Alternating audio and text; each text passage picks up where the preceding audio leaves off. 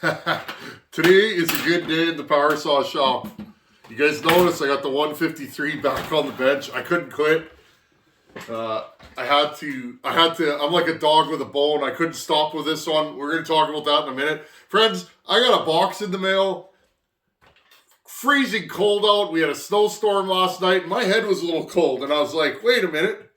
And I threw on my new Ripsaw toque, Ripsaw sweater, and I'm wearing a Ripsaw shirt.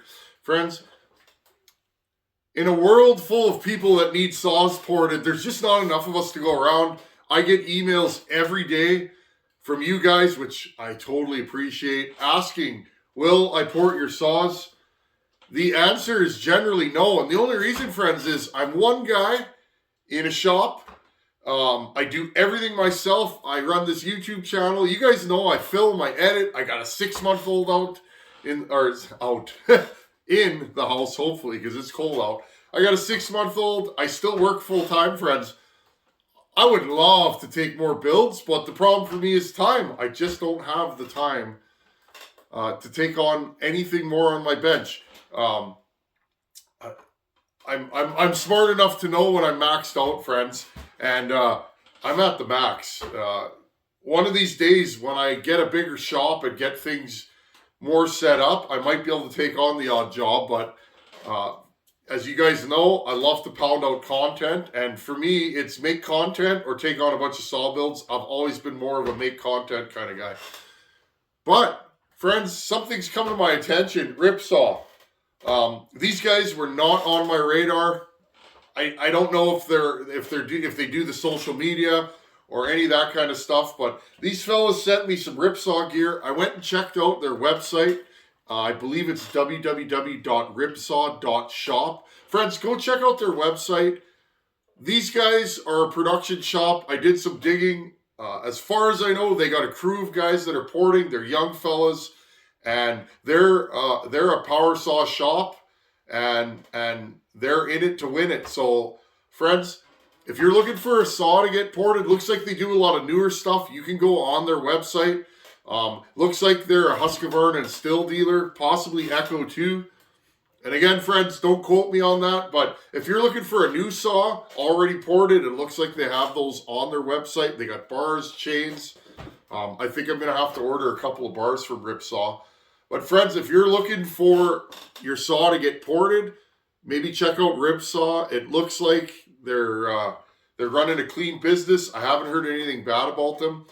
My only experience with them is they did that 500 for Buckin, 500i, and he said she's a good runner, a good cutter. So, friends, if you're out there and you're looking for saw work, you can check out Ripsaw. You guys know I fully support Donnie Walker. I've run his saws personally. I like what he does. But friends, I'm always looking for new businesses that maybe I can help out or just mention on the channel. And I'm liking what I see at Ripsaw. So if you're looking for work to get done, maybe send them an email or call them and see if they can help you out. I'm sure they can. I just can't take on any more, friends. The backlog of saws in this shop is probably 2 years long. No joke. I have so many saws that I want to get through. Anyhow, friends, again, thank you, Ripsaw. The boys at Ripsaw were nice enough to send me some swag, and I appreciate it. So thank you, Ripsaw. I really appreciate you guys taking the time to send some swag here. Moving on, friends. The Sachs Dolmar 153. I got it running, friends. Check this out. I'm going to move the camera. I'm shooting just straight up giving her today. Check this out, friends. I just spent the last hour and a half playing with the ignition timing on this saw. And again, I don't have a timing light, which I've mentioned a few times. Now, this saw runs. It's not a runner though, friends. It has a major issue, which is good though, because it's content. Again, moving my chair out of the way. Friends, this saw is 100 cc's. I've definitely beat up my arm and shoulder today. I got the tennis elbow, Tinsmith. I do this for 10, 12 hours a day for the last 20 years. So I got to be careful, friends. Let's see how good this thing starts. Okay, I'm going to do no choke. It is kind of warm. I have had it running. Ready? Now, this thing now, it kicks back a little bit. So you got to pull it like you mean it. Woo!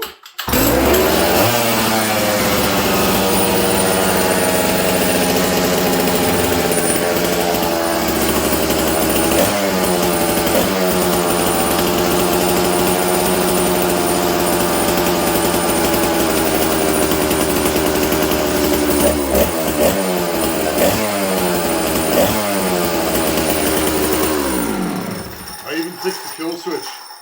Okay, let's check a restart.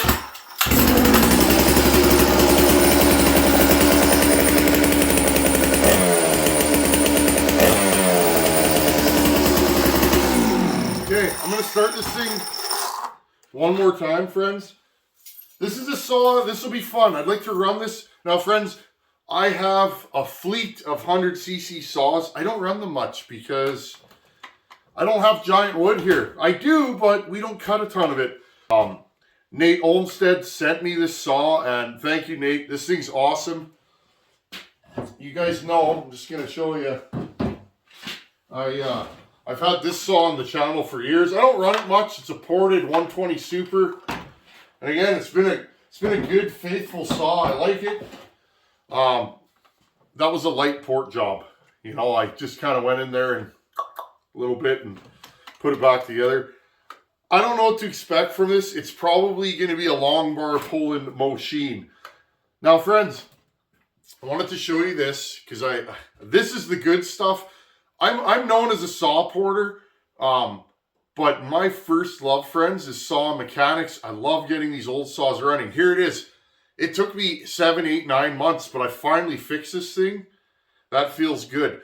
Now, friends, notice when I touch the throttle on this, it revs up. It's slow to come down. I'm adjusting the idle with the low jet right now. My low jet's like 1 3/4 turn out. My idle screw is not touching, okay? So when you listen to this thing, this is what an air leak sounds like. I know where it's leaking. I've dealt with this before. I'm going to show you guys. I'm going to take my screwdriver and I'm going to touch something on this carburetor, and this thing's going to start getting richer and leaner, okay? But let's restart this. And again, this thing seems to kick back on the first pull. It might be a little advanced. We'll talk about advancing and retarding timing. I get that question a lot. But when I retard this time at all, it doesn't start very good. So I think I got it where it needs to be.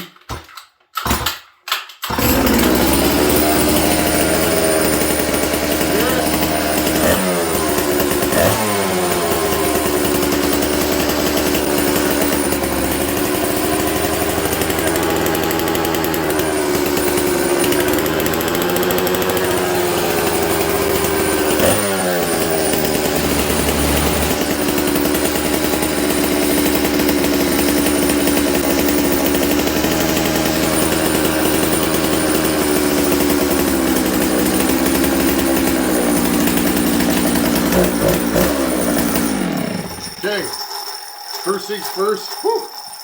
Hold on, friends. I'm going to turn the exhaust fan on and de-smokify ourselves. Whew. One thing about Moto, what do I use, friends? Opti2. I always want to call it Moto Mix. I don't know why. Is that even a thing?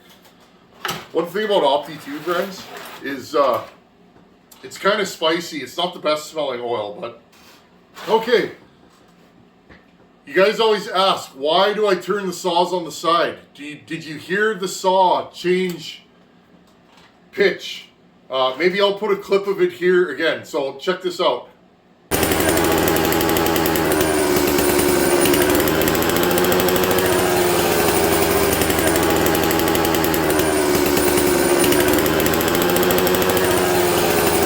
Did you guys hear that? When I turned the saw down, it changed the idle speed. A saw shouldn't do that unless it's running out of fuel, friends. It should run consistent upside down on its side. Because of the design of a chainsaw, it has to run on its side. So if you're falling with this and it started doing that, not really a good deal. Also, notice how it was kind of lean, meaning it was idling too high. And then I touched something on the carburetor, and did you guys hear it get super rich? Here's a clip of that.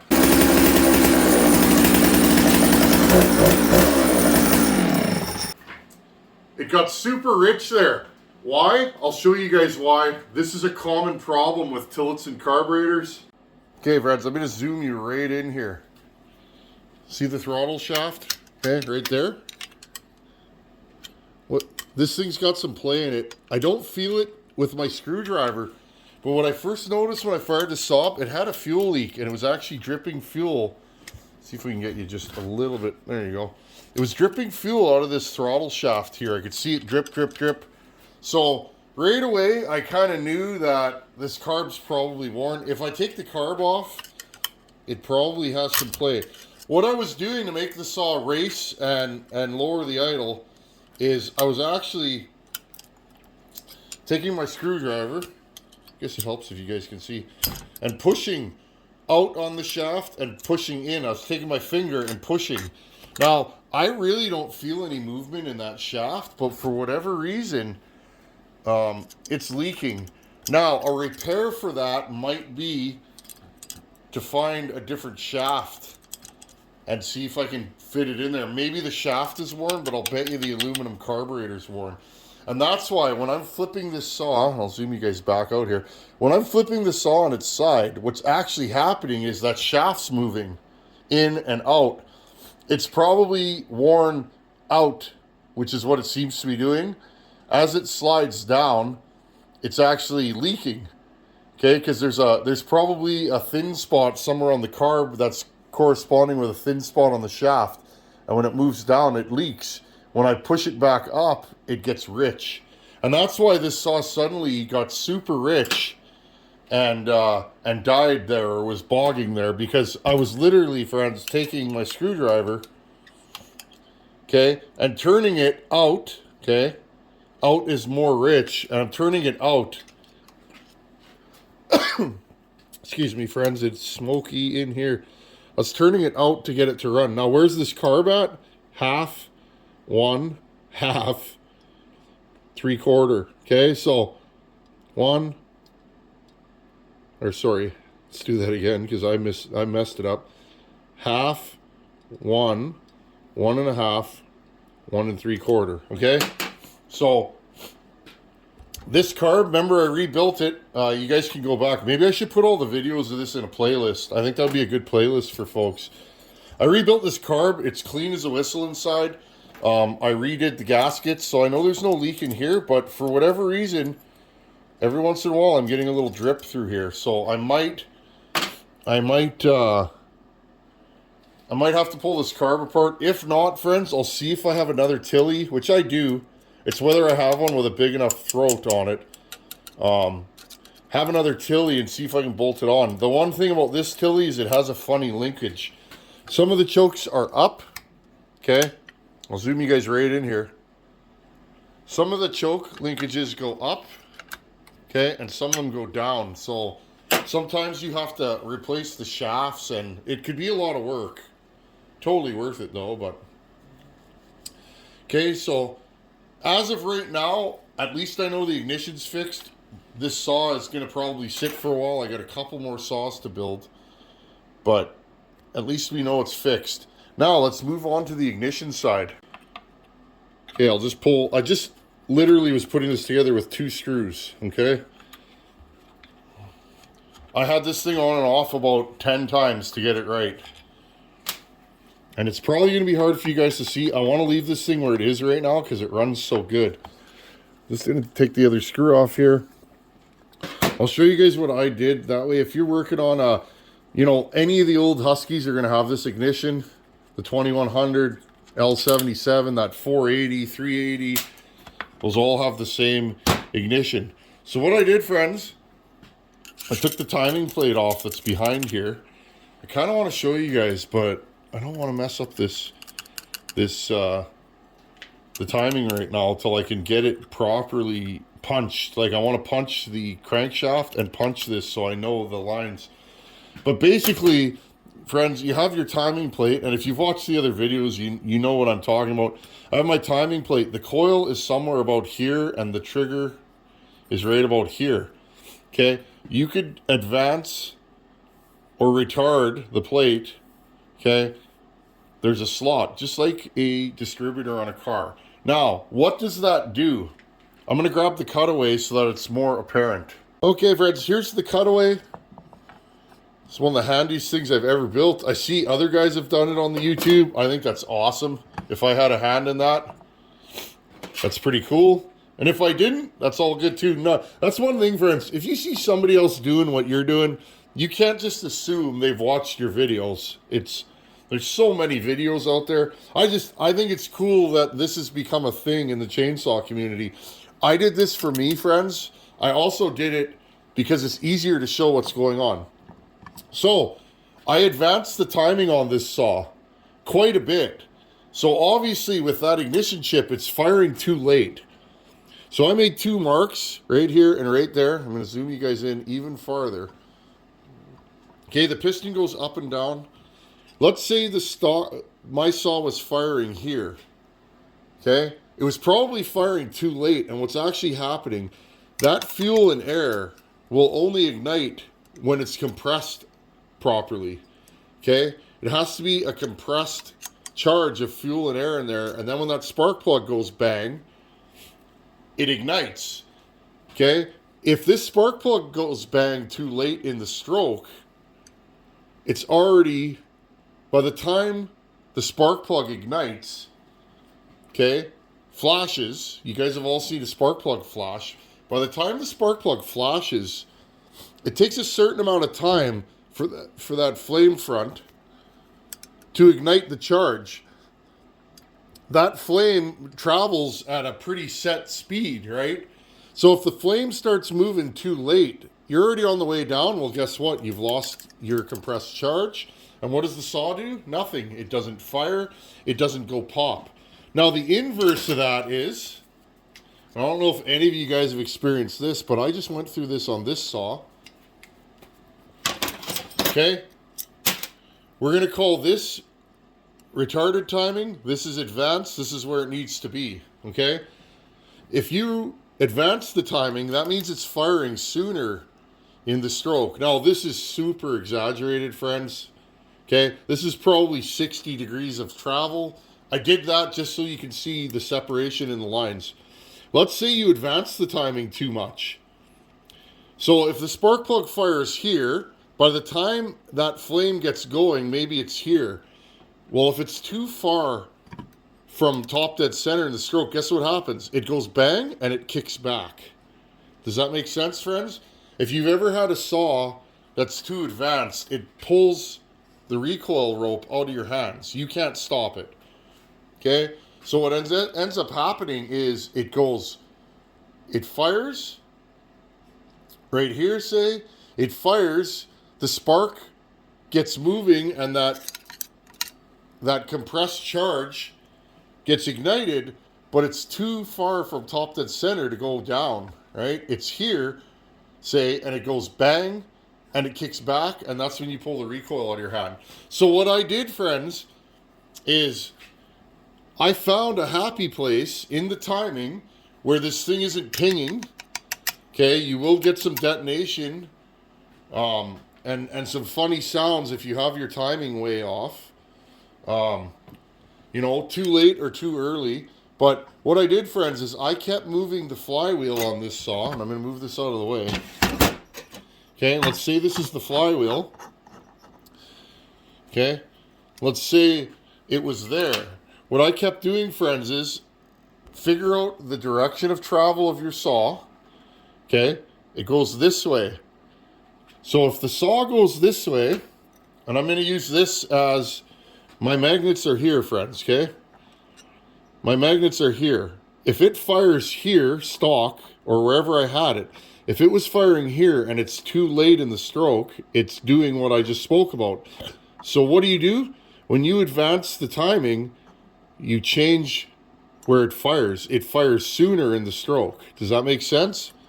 So if you go this way, it's going to fire later in the stroke. The crankshaft is in a fixed position. So what I did was I advanced the timing plate to move the coil to a more advanced place. So I moved the coil this way, so that it's going to fire sooner in the stroke. And then what I ended up doing is I took the flywheel and I kept moving it and moving it and moving it until the saw started starting nicely. I also kept moving it until the saw started kicking back.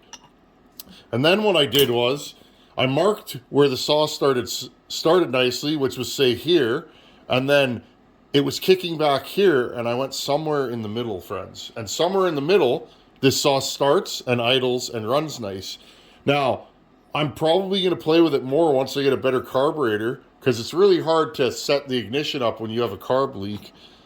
But I'm probably going to retard it just a little bit more because this thing is hard to start. It's literally ripping the recoil out of my hand. So, does that make sense, friends? So, basically, I took the timing plate and I turned it this way, making the coil, it's going to pick up on that magnet spinning around. Okay, there's a magnet on the flywheel on this saw. If that magnet's coming around in this direction and I move the coil here, okay, the flywheel or the crankshaft doesn't move, right? The crankshaft is locked into the piston, right? The piston, top dead center on the piston is top dead center. It's where your ignition components are set up that will control where the saw fires. Okay? I hope this makes sense. I moved both the coil and the flywheel in this saw. And now I have a saw that starts, runs, and idles with a $15 Nova chip or whatever you want to use. I didn't have to replace the coil in this. I might put the stock coil back in because I trust it more than that $10 thing I bought. But all I know, friends, this saw starts and idles now. It does have an air leak, but that is how you fix one of these ignitions. Well, I hope that helped. So remember, okay, if you're looking at the saw, if you move the coil this way, it'll fire sooner. If you move the flywheel this way, it'll fire sooner. You're making both points contact sooner. It only fires when that magnet passes over the coil. That's how these ignitions work. So again, you move the coil in this direction and you move the flywheel in that direction and you end up with more advanced.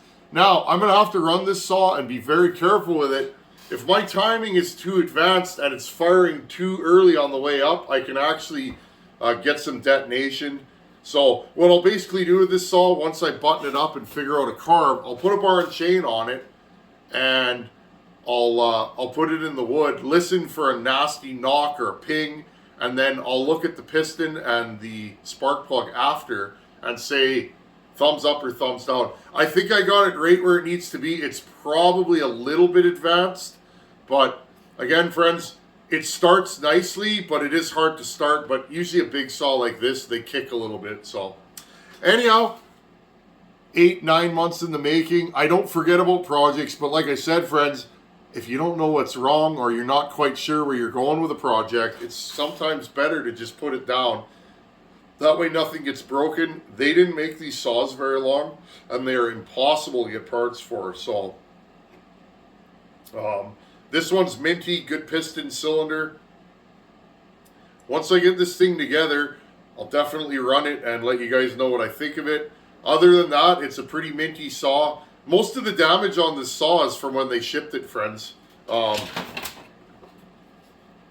That's why when I ship a saw, I pack it tight so it can't move. But yeah, they broke the side cover, and it's broken there and here. It's still more or less in good shape, but it's too bad, but that's the world we live in. Anyhow, friends, check out Ripsaw.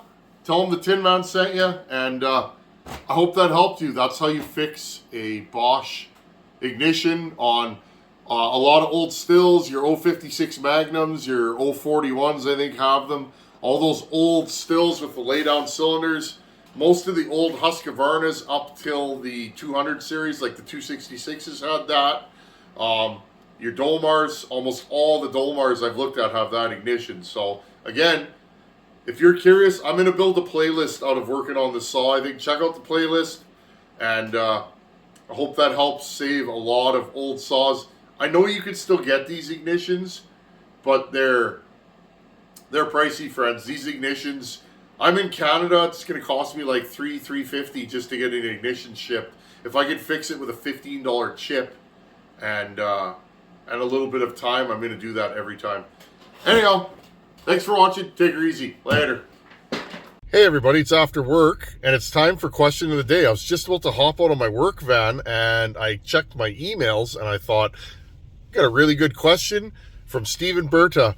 Remember friends, if you want your question of the day to end up on the channel, send me your question to my email, which is on my About page, and I'll try and include as many of the questions as I can at the end of each video. So today's question from Stephen Berta, he's working on a Husqvarna 266 XP. This applies to other saws on that chassis, the 61, various Johnson Red models, 268, 272. He said he bought a fuel line, sounds like it's probably a molded fuel line, bought a fuel line and he can't pull it through the hole in the fuel tank, it's too big, and he wanted to know, are there different sizes? Yes, there are. Some saws, I have a few 268, 272 tanks that take just a straight fuel hose. I don't know what size that is, 4mm maybe. No grommet and no molded fuel line for those. Some of the saws have a really big hole and some of them have a medium-sized hole. Now, you're in luck, Stephen, because the fuel line that you have is probably the most common one. It's got a bigger grommet on it. What I often do is if the saw has a really small hole and it's not just the straight fuel line, because I'd rather just run off the roll fuel line in one of those. If the saw has a smaller hole or a medium hole and that grommet won't pull through that's molded on the fuel line, I'll take a drill bit and I'll drill it up one size very precisely and then pop the fuel line in. So Stephen Berta, great question. And thanks for taking the time to email me. I hope that helped you out, buddy. That is a thing. Sometimes those fuel lines won't pull through the hole. I've had it happen. But like I said, if you're happy with that fuel line and you have a good source for them, maybe buy 2 or 3 so you have them, and then drill the hole the next size up and you'll see that fuel line will pop right in there. Anyhow, keep sending your questions and I'll keep putting them at the end of videos.